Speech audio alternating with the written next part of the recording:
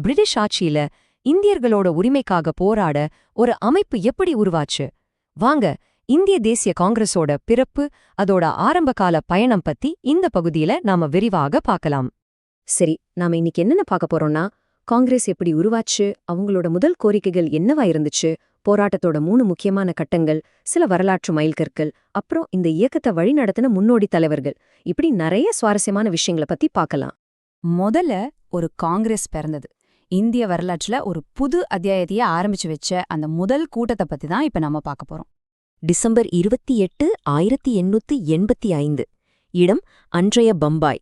இந்த நாள் இந்திய அரசியல்ல ஒரு புதிய சகாப்தத்தோட தொடக்கம்னு சொல்லலாம். ஆமாங்க, இந்திய தேசிய காங்கிரஸ் அதிகாரப்பூர்வமா உருவான நாள் இதுதான். இந்த முதல் கூட்டத்தை பத்தின சில விஷயங்கள் ரொம்பவே சுவாரஸ்யமானது. இது ஆரம்பிச்சது யாருன்னு பாத்தீங்கன்னா, ஏஓ ஹியூம், ஒரு ரிட்டையர்டு பிரிட்டிஷ் அதிகாரி. முதல் தலைவரா WC பானர்ஜி இருந்தாரு. கூட்டம் பாம்பேல கோகுல்தாஸ் தேஜ்பால் சம்ஸ்கிருத கல்லூரியில நடந்துச்சு. ஆனா இங்க ஆச்சரியமான விஷயம் என்னன்னா, இவ்ளோ பெரிய இயக்கம் வெறும் 72 பிரதிநிதிகளோட தான் ஆரம்பிச்சது. அடுத்ததா முதல் கோரிக்கைகள். சரி, இந்த புது அமைப்பு உருவாகிடுச்சு. அவங்களோட ஆரம்பகால நோக்கங்கள் என்னவா இருந்துச்சு? பிரிட்டிஷ் அரசாங்கத்துக்கிட்ட அவங்க என்ன கேட்டாங்க? வாங்க பார்க்கலாம்.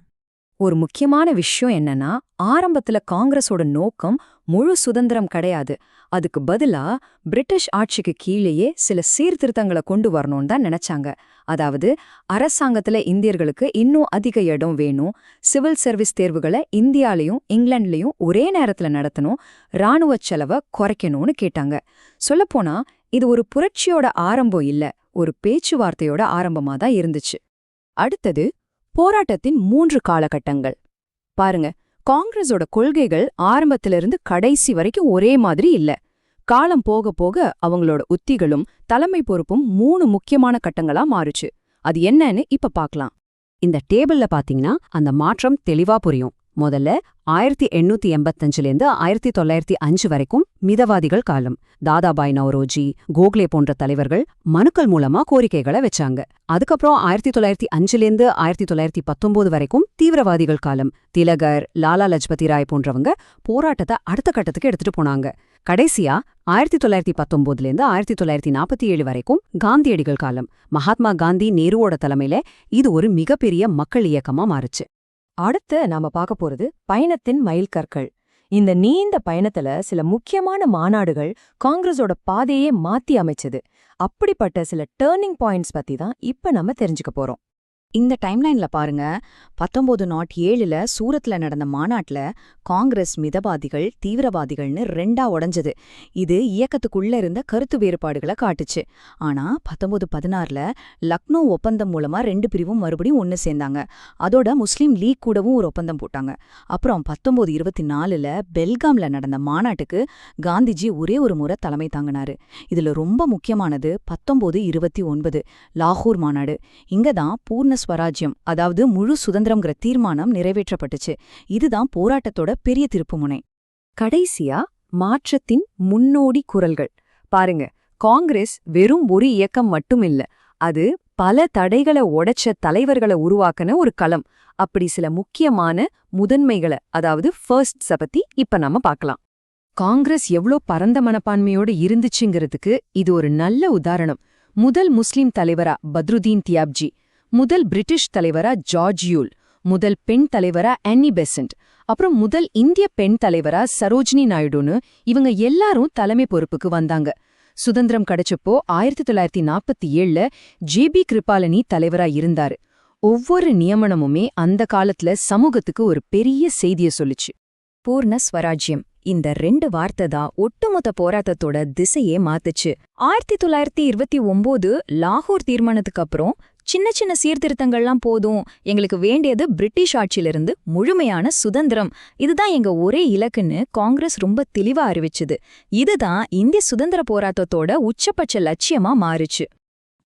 இதுல நிறைய பேர் குழப்பம் அடைய வாய்ப்பு இருக்கு. நல்லா கவனிங்க. காங்கிரஸோட முதல் பெண் தலைவர் யாருன்னு கேட்டா அது அன்னி பெசன்ட். ஆனா முதல் இந்திய பெண் தலைவர் யாருன்னு கேட்டா அது சரோஜினி நாயுடு. அந்த இந்தியங்கிற வார்த்தை ரொம்ப முக்கியம். அதே மாதிரி முதல் முஸ்லிம் தலைவர் பத்ருதீன் தியாப்ஜி, முதல் ஆங்கிலேய தலைவர் ஜார்ஜ் யூல், அப்புறம் நம்ம தேசிய பாடலான வந்தே மாதரம், தேசிய கீதமான ஜனகணமனா இதெல்லாம் முதலா பாடப்பட்ட மாநாடுகள். இந்த ஒவ்வொரு முதலும் இந்திய தேசிய காங்கிரஸ் எப்படி எல்லா தரப்பு மக்களையும் உள்ளடக்கிய ஒரு தேசிய சக்தியா வளர்ந்துச்சுங்கிறதுக்கு ஒரு சாட்சி. 1996 கல்கத்தா மாநாடு.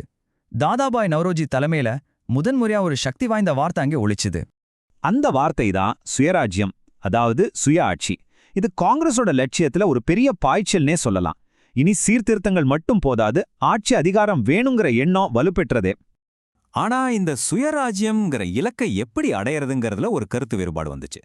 இதோட விளைவுதான் அடுத்த வருஷமே 1907 சூரத் மாநாட்டுல காங்கிரஸ் மிதவாதிகள் தீவிரவாதிகள்னு ரெண்டா உடைஞ்சது. இங்க ஒரு சுவாரஸ்யமான ஆனா ரொம்ப முக்கியமான ஒரு டிஎன்பிசி பாயிண்ட் இருக்கு. மகாத்மா காந்தி இந்திய அரசியல்ல அவ்வளோ பெரிய தாக்கத்தை ஏற்படுத்தினவர். ஆனா அவர் காங்கிரஸ் மாநாட்டுக்கு ஒரே ஒரு முறை தான் தலைமை தாங்கினார், 1924 பெல்காம் மாநாட்டுல. இந்தியாவின் முதுபெரும் மனிதர். இந்த பட்டம் யாருக்கு கொடுக்கப்பட்டது? தாதாபாய் நவ்ரோஜிக்கு. அவர் 3 முறை காங்கிரஸ் தலைவரா இருந்திருக்கார். காங்கிரஸோட ஆரம்பகால மிதவாத கட்டத்துல அவரோட பங்களிப்பு உண்மையிலே அளப்பரியது. வெறும் 72 பேரால ஆரம்பிக்கப்பட்ட ஒரு இயக்கம் எப்படி கோடிக்கணக்கான மக்களோட குரலா மாறி முழுமையான சுதந்திரம்ங்கிற ஒரு பெரிய இலக்க அடைஞ்சது. இதுதான் இந்திய தேசிய காங்கிரஸோட கதை. கருத்துக்கள், தலைவர்கள், தீர்மானங்கள்னு எல்லாமே சேர்ந்து ஒரு தேசத்தோட தலைவிதியே வடிவமைச்ச ஒரு மகத்தான பயணம் இது.